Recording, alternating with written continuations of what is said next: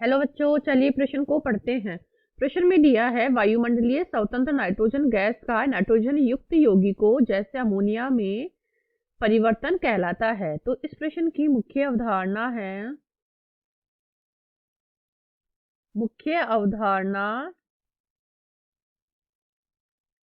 Nitrogen स्थिरीकरण।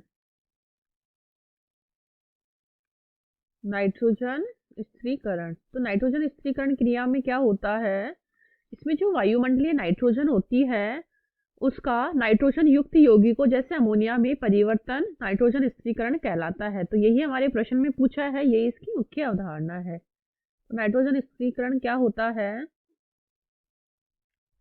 इसमें वायुमंडलीय नाइट्रोजन गैस को अमोनिया नाइट्रोजन युक्त यौगिकों जैसे अमोनिया में परिवर्तित करना। और ये परिवर्तन जो होता है वो किस एंजाइम के द्वारा होता है, वो नाइट्रोजिनेज एंजाइम के द्वारा ये क्रिया संपन्न करवाई जाती है।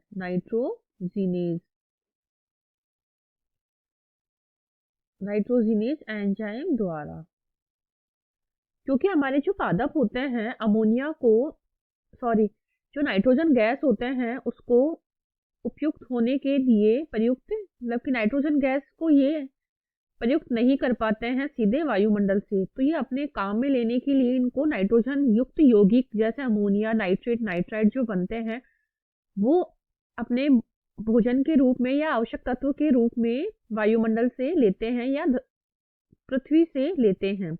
तो ये हो गया हमारे नाइट्रोजन स्थिरीकरण के अंतर्गत। और ये क्या करते हैं, इस प्रकार के जो पादप होते हैं इनके जड़ में ये लेग्यूम पादप जो होते हैं ये क्या करते हैं, राइजोबियम बैक्टीरिया जो होता है उसके साथ मिलकर सहजीवी संबंध बनाते हैं। तो हमारे प्रश्न में इतना ही पूछा है कि जो स्वतंत्र वायुमंडलीय नाइट्रोजन गैस होती है उसको नाइट्रोजन युक्त यौगिकों में जैसे अमोनिया में परिवर्तन नाइट्रोजन स्थिरीकरण कहलाता है। तो हमारे बाकी के विकल्प कट जाएंगे और हमारा उत्तर हो जाएगा बी। आशा करती हूँ आपको इस प्रश्न का हल समझ में आया होगा। धन्यवाद।